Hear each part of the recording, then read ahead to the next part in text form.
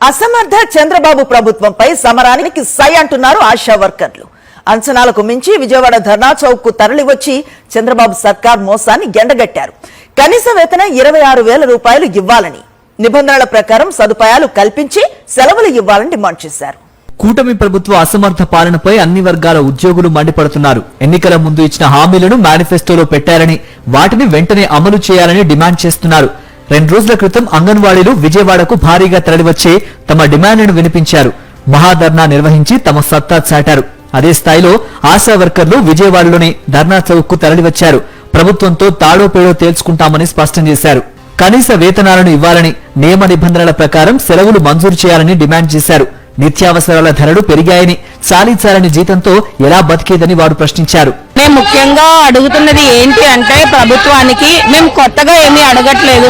మీరు మేనిఫెస్టోలో ఆ రోజు ఏం చెప్పారో మేము దాన్నే ఇమ్మని అడుగుతున్నాం సార్. మీ గవర్నమెంట్ వచ్చి ఇప్పటికి 2 సంవత్సరాలు అయింది. మీరు కనీసం మా గురించి ఆలోచించలేదు. ఇప్పటికి నిత్యావసర సరుకులు ధరలు ఎలా పెరుగుతున్నాయంటే మాలాంటి వాళ్ళు బ్రతకడానికి కూడా చాలా ఇబ్బంది పడుతున్నాం సార్.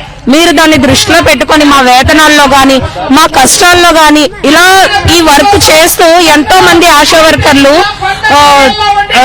జబ్బుల పాలైపోయి, లేదనుకుంటే చాలా దారుణంగా రోగాల పాలైపోయి చనిపోతున్నారండి. అలాంటి వారికి గవర్నమెంట్ తరఫు నుంచి అంటూ ఆశా వర్కర్లకు కనీసం ఏమీ లేదు. ఒక బీమా గాని అలాంటివి ఏమీ లేవండి. మాకు సంబంధం లేని వర్క్లు మాకు అప్పచెప్తున్నారు సార్. యాప్ వర్క్స్ అని, online work, offline work, salaries తక్కువ, వర్క్ ప్రెజర్ ఎక్కువ. మాకు చాలని జీతాలు ఇస్తున్నారు సార్.